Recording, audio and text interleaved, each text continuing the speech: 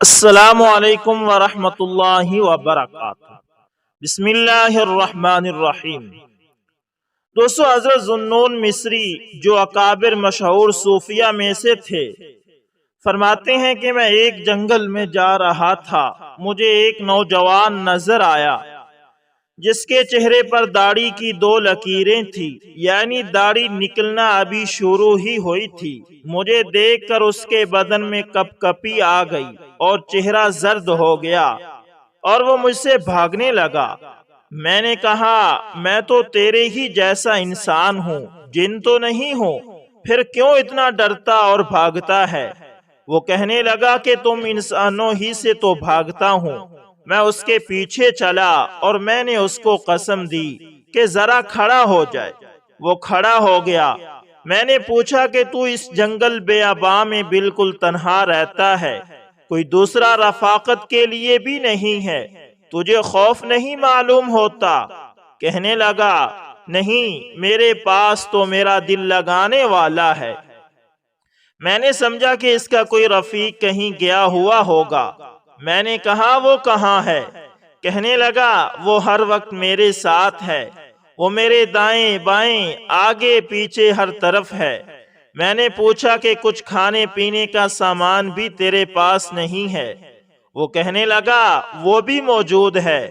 میں نے کہا، وہ کہاں ہے؟ کہنے لگا، جس نے میری ماں کے پیٹ میں مجھے روزی دی، اسی نے میری بڑی عمر میں بھی روزی کی ذمہ داری لے رکھی ہے۔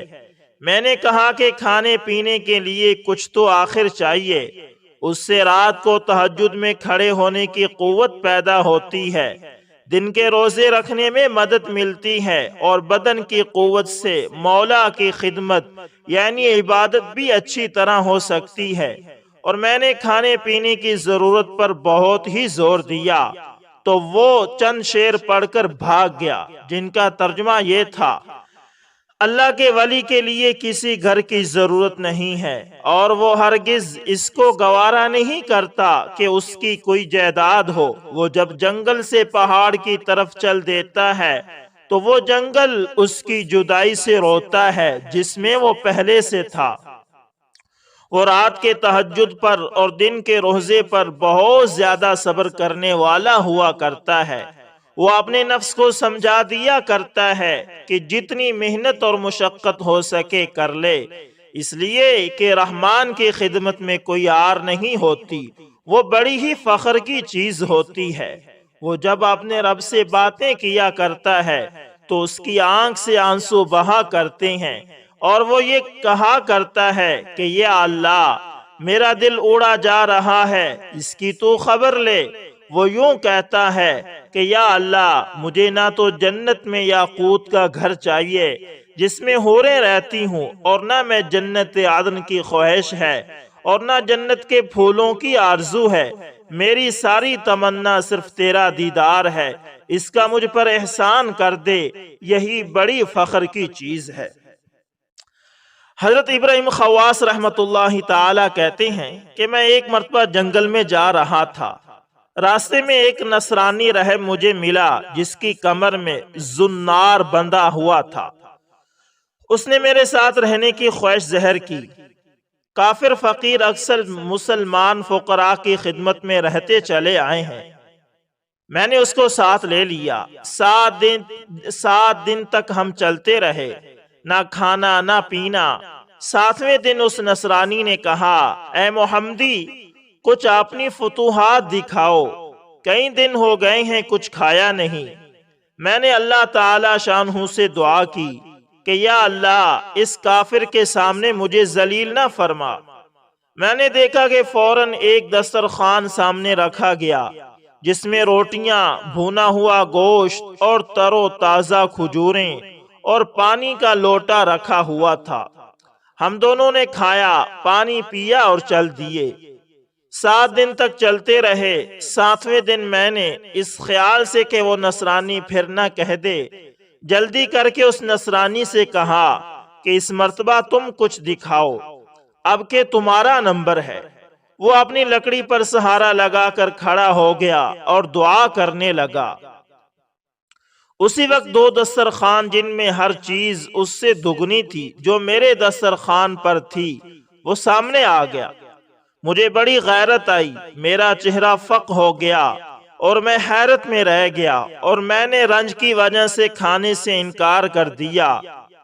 اس نصرانی نے مجھ پر کھانے کا اصرار کیا مگر میں عذر ہی کرتا رہا۔ اس نے کہا کہ تم کھاؤ، میں تم کو دو بشارتیں سناؤں گا، جن میں سے پہلی یہ کہ اشہد ان لا الہ الا اللہ و اشہد ان محمد رسول اللہ صلی اللہ علیہ وسلم، میں مسلمان ہو گیا ہوں، اور یہ کہہ کر زنار توڑ کر پھینک دیا۔ اور دوسری بشارت یہ کہ میں نے جو کھانے کے لیے دعا کی تھی وہ یہی کہہ کر کی تھی کہ یا اللہ، اس محمدی کا اگر تیرے یہاں کوئی مرتبہ ہے تو اس کے طفیل تو ہمیں کھانا دے۔ اس پر یہ کھانا ملا ہے اور اسی وجہ سے میں مسلمان ہوا۔ اس کے بعد ہم دونوں نے کھانا کھایا، پھر آگے چل دیے، آخر مکہ مکرمہ پہنچ گئے، حج کیا، اور وہ 9 مسلم مکہ ہی میں ٹھہر گیا، وہیں اس کا انتقال ہوا، غفر اللہ لہ۔ کافروں کے اس طرح مسلمان ہونے کے بہت سے واقعات تواریخ کی کتب میں موجود ہیں، اور اس واقعے سے یہ بھی معلوم ہوا کہ حق تعالی شانہ بس اوقات دوسروں کے طفیل کسی کو روزی دیتے ہیں، جن کو وہ ملتی ہے وہ اپنی بے وقوفی سے یہ سمجھتے ہیں کہ یہ ہمارا کارنامہ ہے، ہماری کوشش کا نتیجہ ہے۔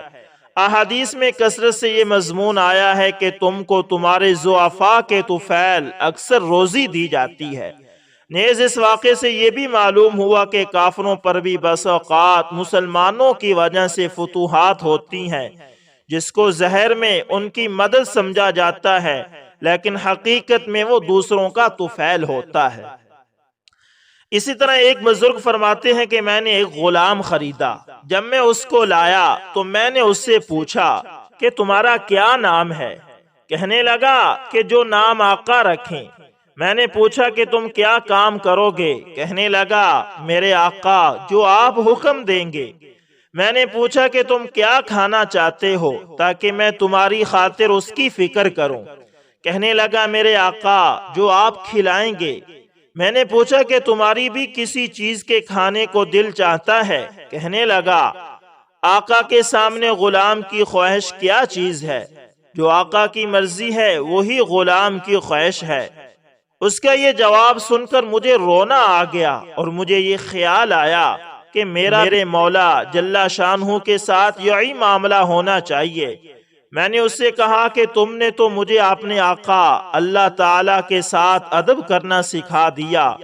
اس نے اس پر 2 شعر پڑھے جن کا ترجمہ یہ ہے کہ اگر تیرے کسی بندے کی خدمت میں مجھ سے پوری ادا ہو جائے تو اس سے بڑھ کر میرے لیے اور کیا نعمت ہو سکتی ہے، پس تو محض اپنے فضل سے میری کوتاہی اور غفلت کو معاف کر دے، اس لیے کہ میں تجھے بڑا محسن اور بڑا رحیم سمجھتا ہوں۔ اسی طرح حضرت مالک بن دینار رحمت اللہ تعالی جو کہ مشہور بزرگوں میں ہیں، ابتدا میں کچھ اچھے حال میں نہ تھے۔ ایک شخص نے ان سے ان کی توبہ کا قصہ پوچھا کہ کیا بات پیش آئی جس پر آپ نے اپنی سابقہ زندگی سے توبہ کی؟ وہ کہنے لگے کہ میں ایک سپاہی تھا اور شراب کا بہت شوقین اور بہت عادی تھا، ہر وقت شراب ہی میں منہمک رہتا تھا۔ میں نے ایک باندی خریدی جو بہت خوبصورت تھی اور مجھے اس سے بہت تعلق تھا۔ اس سے میرے ایک لڑکی پیدا ہوئی، مجھے اس لڑکی سے بھی محبت تھی اور وہ لڑکی بھی مجھ سے بہت مانوس تھی، یہاں تک کہ وہ پاؤں چلنے لگی تو اس وقت مجھے اس سے اور بھی زیادہ محبت ہو گئی کہ وہ ہر وقت وہ میرے پاس ہی رہتی۔ لیکن اس کی عادت یہ تھی کہ جب میں شراب کا گلاس پینے کے لیے لیتا وہ میرے ہاتھ میں سے چھین کر میرے کپڑوں پر پھینک دیتی۔ محبت کی زیادتی کی وجہ سے اس کو ڈانٹنے کو دل نہ مانتا۔ جب وہ 2 برس کی ہو گئی تو اس کا انتقال ہو گیا۔ اس صدمے نے میرے دل میں زخم کر دیا۔ ایک دن 15 شعبان کی رات تھی، میں شراب میں مست تھا، عشاء کی نماز بھی نہ پڑھی، اسی حال میں سو گیا۔ میں نے خواب میں دیکھا کہ حشر قائم ہو گیا، لوگ قبروں سے نکل رہے ہیں۔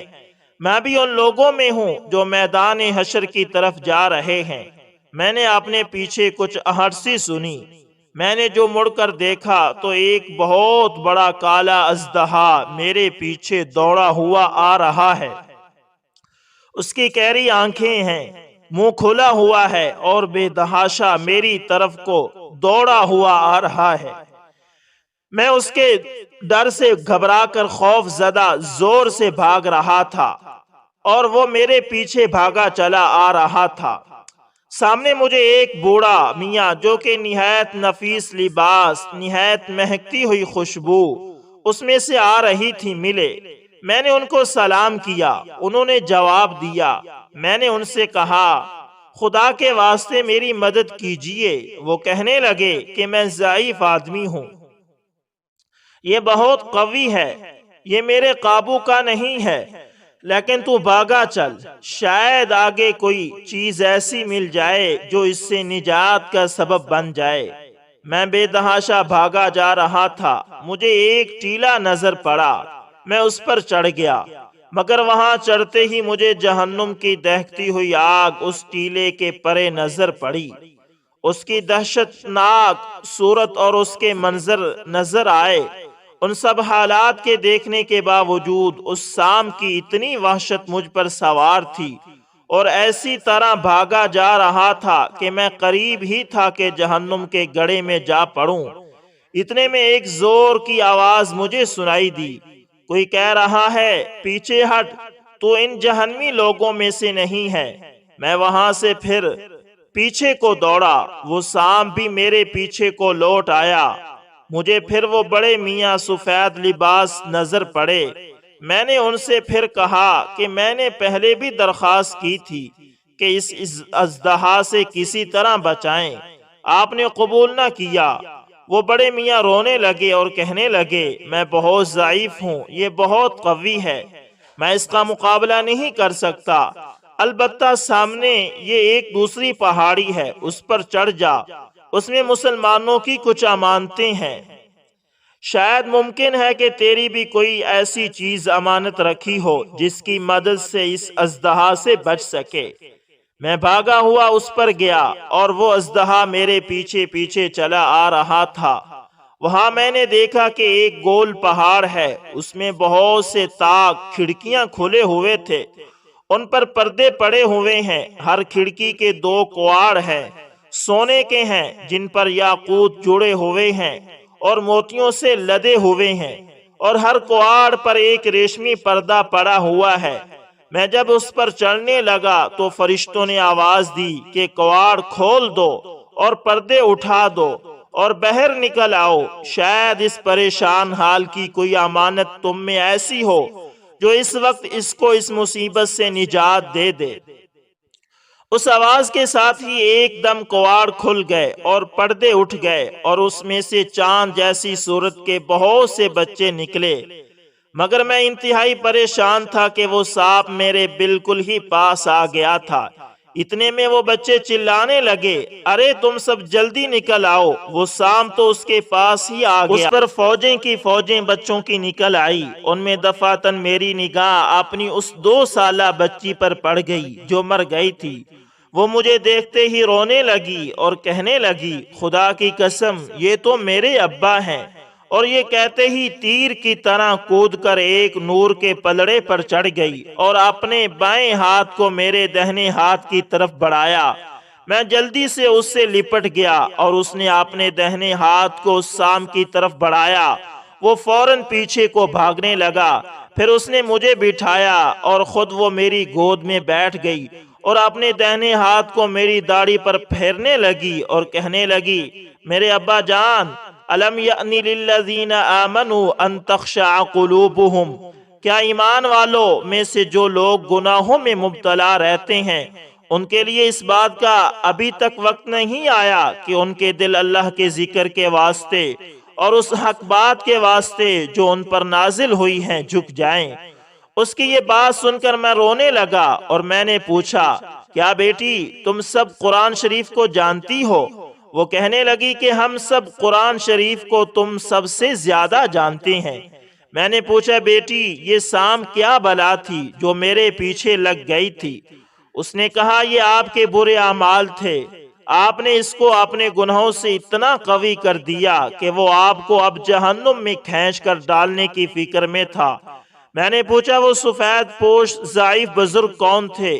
کہنے لگی وہ آپ کے نیک عمل تھے جن کو آپ نے اتنا ضعیف کر دیا کہ وہ سام کو آپ سے دفع نہ کر سکے، البتہ اتنی مدد بھی کر دی کہ بچے کا راستہ بتا دیا۔ میں نے پوچھا کہ بیٹی تم اس پہاڑ میں کیا کرتی ہو؟ کہنے لگی کہ ہم سب مسلمانوں کے بچے ہیں، قیامت تک ہم یہاں رہیں گے، آپ کے آنے کے منتظر ہیں، جب آپ سب آئیں گے تو ہم سفارش کریں گے۔ اس کے بعد میری آنکھ کھل گئی تو اس سام کی دہشت مجھ پر سوار تھی۔ میں نے اٹھتے ہی اللہ جل شانہ کے سامنے توبہ کی اور اپنے برے افعال کو چھوڑ دیا۔ تو دوستو یہ چند واقعات آپ کے سامنے ذکر کیے گئے ہیں۔ ان واقعات کا ذکر کرنا اسی لیے ہے کہ ہم بھی اپنی زندگی کے نہج کو درست کریں اور اللہ سے معافی مانگیں اور اپنے گناہوں سے توبہ کر کے اپنے آپ کو ان لوگوں میں بنا لیں جو جنت والے راستے پر چل رہے ہیں۔ امید کرتا ہوں ویڈیو اچھی لگی ہوگی، پسند آئے تو لائک شیئر کمنٹ لازمی کریں، اور اگر آپ ہمارے چینل AS انفارمیشن TV پر نئے تو اس کو لازمی سبسکرائب کریں۔ جزاکم اللہ خیر۔